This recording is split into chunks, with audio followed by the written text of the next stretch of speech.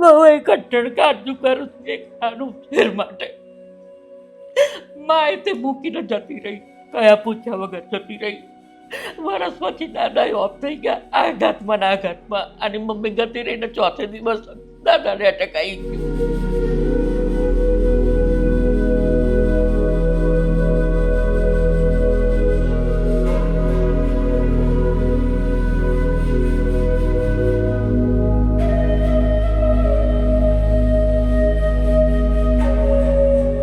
છોકરા હાથર મક્કમ રહીશું નહીં તો હું આ દુનિયામાં નાખી બાબા કોની હાથર જીવન. એ ગાને ઉછેરવા બધું સહન કરી રહી છું. કારણ કે મને પટેલની દીકરી છું, મને પોતાને શરમ આવે, પણ ના છૂટકે મારે કાંઈક છોકરા માટે થઈને આવે. કહું છું કે હવે મને મદદ કરો, હવે મારા હાથ પગ નહીં ચાલતા.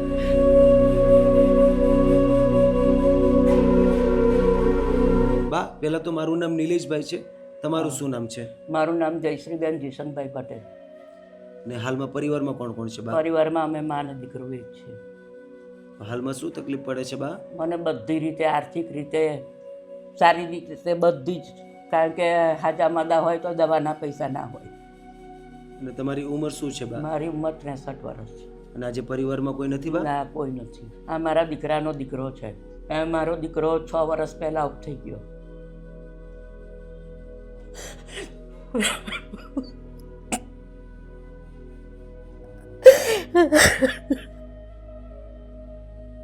પ્લીઝ પહેલા તો બા તમે રડો નહીં. બહુ એ કઠણ કાઢું કરું છું એક આનું ફેર માટે. માએ તે મૂકીને જતી રહી. તમને મમ્મી પણ મૂકીને જતા રહ્યા છોકરા? અને મમ્મીએ મૂકીને કયા પૂછ્યા વગર જતી રહી. વરસ પછી દાદા ઓફ થઈ ગયા, આઘાતમાં ને આઘાતમાં. અને મમ્મી જતી રહીને ચોથે દિવસ દાદાને એટેક આવી ગયો. અહીં ઊભા થતા જ પડ્યા અને ખલાસ. અત્યારે અમારી જોડે કોઈ સહારો નથી. અને આ મકાન છે પોતાનું છે કે? આ મકાન પોતાનું છે. એ 20 વર્ષ પહેલા દાદાએ લીધેલું હતું. અને 2 વર્ષથી તો મારાથી કોઈ બીજું કામે નહીં થતું. નહીં તો હું આ માવા બનાવતી, પછી આ સ્ટોન કરતી. રોડ પારિસમાં હું ચાલતી હતી ત્યારે નોકરી કરતી હતી. પણ પછી આને એની માં મૂકીને જતી રહી. એ વખતે આ 3 વર્ષનો હતો. તે હવે આને રાખે કોણ? રોડ પારિસમાં મને શેઠે કહ્યું કે એનો હાથમાં આવી જાય કે તો જવાબદારી માસી કોણ લેશે કે, અને છોકરાને હેરાન ના કરો, તમે ઘેર રહેજો કે. અને તારું શું નામ છે બેટા? માનવ. માનવ. કેટલામું ભણે છે માનવ? ચોથું. ચોથા ધોરણમાં ભણે છે. એકા છોકરા હાથર મક્કમ રહીશું નહીં તો હું આ દુનિયામાં નાખી બાબા કોની હાથર જીવન. એ ગાને ઉછેરવા બધું સહન કરી રહી છું. જ્યારે મારા ભાઈ બહેનો બધા નાના નાના હતા ને એ વખતે મારી 15 વર્ષની ઉંમર હતી. મમ્મી પપ્પા બે વારા ફરતી એક્સપાયર થઈ ગયા. ભાઈ ગાડો હતો.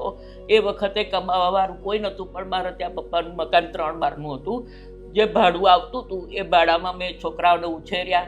પણ મારી જિંદગી આ બધાનો ઉછેર કરવામાં ગઈ છે. સુખ જોવા જ ન મળ્યું. સુખ જોવા જ નહીં મળ્યું. પણ દુનિયાને લાખો મારી ગાલ લાલ રાખવાનું. કોઈને હું લાચારી બતાવતી નહીં કે મારો સગા જોડે કે ગમે તે આવ્યું હોય તો હું એમ ના કહું મારા ઘરમાં વસ્તુ નહીં. કારણ કે મને પટેલની દીકરી છું, મને પોતાને શરમ આવે, પણ ના છૂટકે મારે કાંઈક છોકરા માટે થઈને આવે. કહું છું કે હવે મને મદદ કરો, હવે મારા હાથ પગ નહીં ચાલતા. બા, તમે મૂળ ક્યાંના? હું મૂળ આણંદ જિલ્લાની છું. આણંદ જિલ્લાના? હા, આણંદ જિલ્લાની ચરોતરની પટેલ છું. ને સુરતમાં કેટલા સમયથી રહો છો બા? 20 વર્ષથી. ઘર ગુજરાન ચાલી જાય છે બા પરિસ્થિતિમાં તમારું? હોય વસ્તુ હોય તો કરી ખવડાવું છોકરા, ના હોય તો પછી એકલી ખીચડી બનાવીને ખવડાવી દઉં. ચાલ્યા કરે એવું બધું. અને બા, કોઈ દિવસ એવો દિવસ આવ્યો કે ક્યારેક તમારી પાસે એક ટાઈમની જમવાની પણ વ્યવસ્થા ન હોય? હા, એવું તો બહુ જ થયું. અત્યારે હાલની તારીખમાં મારા ઘરમાં દૂધ લાવવાનો પૈસો નહીં. બહુ દુઃખ થાય છે. આના કરતા તો ભગવાને મારા છોકરા કરતા મને લઈ લીધી હોત તો હારી. એ બાપ દીકરા નહીં રાખ્યા હોત તો મારી અહીં શું જરૂર હતી? એ લોકો હોત તો કંઈક કરીને કમાઈને તો લાઈન છોકરાનું પેટ ભરત. હું લાચાર છું. નહીંતર મારામાં હિંમત છે પણ મારો હાથમાં નહીં ચાલતા. પ્લીઝ પહેલા તો બા તમે રડો નહીં. આ છોકરો સ્કૂલે જતો રહે એટલે હું હાવ એકલી હોઉં, પડી જ જાઉં કે આખડી જાઉં, કોણ જોનારું? એ ભગવાન વગર મારું કોઈ નહીં. જો હવે બધા આ સાતમ આઠમ હતી, બધા કે છે છોકરાઓ બહાર લઈને ખાતા હોય તો કે બધા પૂરીઓ બનાવશે, આપણે નહીં બનાવવાની. બેટા આપણે છે ને આ સાતમ આપણી નહીં, આપણી સાતમ થશે ને ત્યારે હું તને કરી આપું. એમ કરી મેં છોકરાને સમજાવ્યું. ભગવાન તમારું સારું કરે. એક મને ભગવાન જ તમને મોકલ્યા છે દીકરો બનાવી. મને એમ થાય છે કે આજે મને તમે જે વાત કરો છો, મારું દુઃખ સાંભળો છો, તો એમ જ થાય કે મારો છોકરો સ્વર્ગમાંથી પાછો આવીને મારી પીડા સાંભળે છે. હસતી ખીલતો પરિવાર મારો 5-5 જણાનો આજે આ વેર વિખેર, મારો પંખીનો મારો વેર વિખેર થઈ.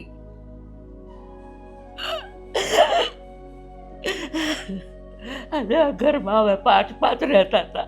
એના જે અમે તમને ચોક્કસથી તમારા દીકરા બનીને તમને સપોર્ટ બનીશું બા. પ્લીઝ ભગવાન તમારું સારું કરે. Thank you so much. નવા તમે બધાને સપોર્ટ કરતા રહે એવી ભગવાન તમને આર્થિક રીતે, લક્ષ્મી બધી રીતે પ્રાપ્ત થાય. સદાય તમે હાજર નરવા રહો, તમારું કુટુંબે સારી રીતે સુખી રહે એવા મારા આશીર્વાદ. તમે દરેક લોકો આ પરિવારની વાત તો સાંભળતી છે. હાલમાં પરિવાર ઘણી બધી તકલીફો સાથે, ઘણી બધી પીડાઓ સાથે પોતાના દિવસો તો પસાર કરી જ રહ્યા છે. અને દુઃખની વાત તો એ છે કે આ પરિવાર પાસે એક ટાઈમ જમવાની પણ વ્યવસ્થા નથી. આજે મારો દીકરો અમને કહે છે કે મમ્મી સાતમ આવી છે તો તું કંઈક પૂરીને એવું તો બનાવ. પણ આજે હું મારા દીકરાને કઈ રીતના સમજાવું કે અમારી પાસે એક ટાઈમ જમવાની પણ વ્યવસ્થા નથી. આજે પરિવારની અંદર કોઈ જ નથી. ઘણી બધી તકલીફો સાથે આ મા દીકરો પોતાના દિવસો પસાર કરી રહ્યા છે. અને દુઃખની વાત તો એ પણ છે કે અત્યારે એક ટાઈમ જમવાની પણ વ્યવસ્થા નથી. અને બા બિલકુલ ચાલી પણ નથી શકતા. બેટા બેટા એનાથી જે પણ કામ થાય છે એ કરીને પોતાના દિવસો પસાર કરી રહ્યા છે. તો દોસ્તો હર હંમેશને માટે આવી નિરાધાર માઓને હંમેશા સપોર્ટરૂપ બનવું જોઈએ. તો આજે આપણી પૂરી ટીમ આ નિરાધાર બાને કે કેવી રીતના સપોર્ટરૂપ બનવાની કોશિશ કરશે.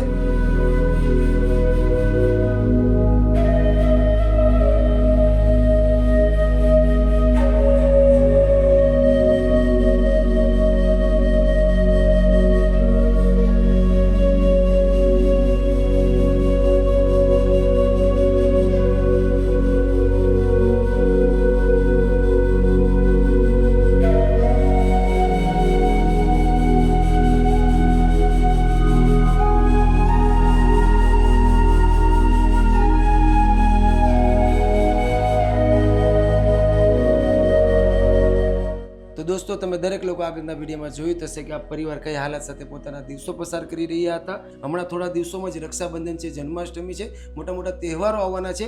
પણ આજે આ પરિવાર પાસે એક ટાઈમ જમવાની પણ વ્યવસ્થા નહોતી. અને આ તહેવારોને સેલિબ્રેશન કરવા માટે કોઈ પણ પ્રકારનો ભાગ પણ નહોતો. આજે દીકરો કહે છે કે બા તું કંઈક મારા માટે બનાવ. પણ બાએ કીધું પ્રમાણે કે મારી પાસે કંઈક હોય તો દીકરા માટે ભાગ બનાવવું, કંઈક બનાવવું, નવી નવી વસ્તુઓ. પણ આજે મારી પાસે કોઈ પ્રકારની વ્યવસ્થા નહોતી. પણ દોસ્તો તમને દરેક લોકોને વિડીયોના માધ્યમથી બતાવવાની કોશિશ કરતા હોય છે કે આવા નિરાધાર પરિવાર ઘણી બધી તકલીફો સાથે કંઈક જીવતા હોય છે. આજે આપણે કંઈક નાની એવી મદદથી આવી પરિવારના ચહેરા પર ખુશી આવતી હોય છે. તહેવારો સેલિબ્રેશન કરવાની હિંમત આવતી હોય છે. કારણ કે આજે આ પરિવારના ઘરમાં કોઈ કમાવનાર વ્યક્તિ નથી. પણ આજે આપણે એક નાની એવી મદદથી આ પરિવારના ચહેરા પર સ્માઇલ આવતી હોય છે. અને ખાસ કરીને આ પિતા વગરના દીકરાના ચહેરા પર સ્માઇલ આવતી હોય છે. અને દોસ્તો અત્યારે તો પરિવારની રિક્વાયરમેન્ટના હિસાબે પરિવારે જે પણ નાનું મોટું રાશન કરિયાણું કીધું હતું એ બધું જ રાશન કરિયાણું તો લઈ જ લીધું છે. પણ હમણાં થોડા દિવસોમાં તહેવાર પણ આવી રહ્યા છે. તો તહેવારના નિમિત્તે દીકરાએ જે પણ નાસ્તો કીધો હતો એ ભાગ કીધો તે બધું જ નાસ્તો અને ભાગ બધું જ લઈ લીધું છે. અને દોસ્તો આજે આપણને સંપૂર્ણ કાર્ય માટે જેણે સપોર્ટ કર્યો છે એમનું નામ છે નીલભાઈ દેસાઈ, નિધિબેન મહેતા અને આશુબેન દેસાઈના પૂરા પરિવાર તરફથી આ જરૂરિયાતમંદ પરિવારની જે પણ તકલીફ પડી રહી હતી એમાં આજે નીલભાઈ દેસાઈનો પૂરો પરિવાર આ પરિવારને સપોર્ટરૂપ બન્યો છે. તો આજે લાઈફ હેલ્પ ચેરિટેબલ ટ્રસ્ટની પૂરી ટીમ નીલભાઈ દેસાઈનો દિલથી આભાર વ્યક્ત કરે છે. તો આજે કેવું લાગે છે બા? મને સારું લાગે છે, ખુશી થઈ કે ચલો ભાઈ મારા ઘરમાં તે હું હવે આ જે વસ્તુઓ છે એમાં બનાવીને મારા છોકરાને ખુશીથી ખવડાવી શકું. જેણે મને દાન કર્યું છે, તમે બધાએ જે સપોર્ટ કર્યો છે, ભગવાન તમારું સદાય સુખી રાખે. તો તમારા ભર્યા ભંડાર રહે. અને બા આજે ખુશ છું. આજે મને એમ થાય કે મારો દીકરો આવીને મને મારી મજબૂરી જે હતી એનો અંત લાવી દીધો છે. અને બા આજે આપણને સંપૂર્ણ કાર્ય માટે જેણે સપોર્ટ કર્યો છે એમનું નામ છે નીલભાઈ દેસાઈ, નિધિબેન મહેતા અને એમના દીકરી આશ્વીબેન દેસાઈ તરફથી આજે તમને સંપૂર્ણ મદદ કરવામાં આવી છે. તો તમે આજે નીલભાઈ દેસાઈના પૂરા પરિવારને તમે કંઈ કહેવા માંગતા હોય તો? બસ એમનું ભગવાન સદાય સારું કરે ને આવું ને આવું એમના ધનના ભંડાર ભરતા રહે ને દાન કરતા રહે અને બધાને સુખી રાખે અને આવી ને આવી મદદ કરે એવી ભગવાન એમને પ્રેરણાએ આપે, લક્ષ્મી એટલી આપે, એમના ધંધામાં બરકતી આપે, એમની હાથ પેઢીઓને ખુશ રાખે, એમનો પરિવાર ખુશ. આ હું દિલથી ભગવાનને પ્રાર્થના કરું છું અને ખરેખર હું આજે બહુ ખુશ છું કે આજે મારા દીકરાને મરી ગયા પછી પહેલી વાર મેં આટલું રાશન મારા ઘરમાં જોયું છે અને હવે મારા દીકરાની જે ફરમાઈશ હશે ખાવા પીવાની એ હું એને ખુશીથી બની આપીશ ને એને ખવડાવીશ. અત્યાર સુધી મારો છોકરો બીજાનું જોઈને તે જીવ બારતો હતો, મને પોતાને પણ જીવ બરતો હતો કે મારો છોકરો માગે છે હું એને આપી નહીં શકતી. પણ ખરેખર હવે જે મારા ઘરમાં બધું રાશન આવ્યું છે અને મને જે સપોર્ટ કર્યો છે એમને ખૂબ ખૂબ ધન્યવાદ, ખૂબ ખૂબ ભગવાન એમને સદાય સુખી રાખે. થેન્ક યુ સો મચ બા. ને પ્લીઝ પહેલાં તો તમે રડો નહીં, હવે તમે બિલકુલ ચિંતા નહીં કરતા. હવે તમારી રિક્વાયરમેન્ટ છે બધું રાશન પણ આવી ગયું છે અને તમારા દીકરા માટે નાસ્તો અને ભાગ પણ આવી ગયો છે. પ્લીઝ પહેલાં તો તમે રડો નહીં બા. તો થેન્ક યુ સો મચ નીલભાઈ દેસાઈ. આજે તમારા સપોર્ટથી, તમારા સહયોગથી આ પરિવારને જે પણ તકલીફ પડી રહી હતી, ખાસ કરીને આ પિતા વગરના નાના દીકરાને જે તકલીફ પડી રહી હતી એમાં આજથી આ પરિવારને બહુ મોટી રાહત મળશે. તો આજે લાઈફ હેલ્પર ચેરિટેબલ ટ્રસ્ટની પૂરી ટીમ નીલભાઈ દેસાઈ, નિધિબેન મહેતા અને આશ્વીબેન દેસાઈનો દિલથી આભાર વ્યક્ત કરે છે. તમે જ્યાં પણ હો ત્યાં ભગવાન તમને તન મન ધનથી તંદુરસ્ત રાખે.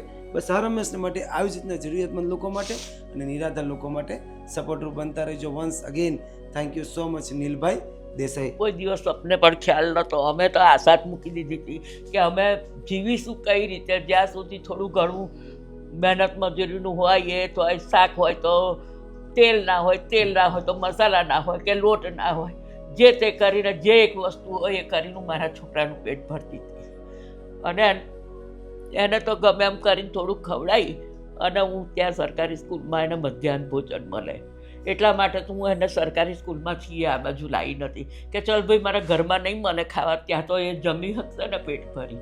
એ વાત બી સાચી છે, એક ટાઈમ જમવાનું તો શાંતિથી મળશે. હા, પણ બિલકુલ ચિંતા નહીં કરો ને પ્લીઝ. પહેલાં તો તમે રડો નહીં, પણ હવે તમારે ઉપાધિ કરવાની નથી કારણ કે હવે બધું જ રાશન એક સાથે આવી ગયું છે જેથી કરીને તમારે 1 વર્ષ માટે બિલકુલ ઉપાધિ નહીં રહે. ઠીક છે ને બા?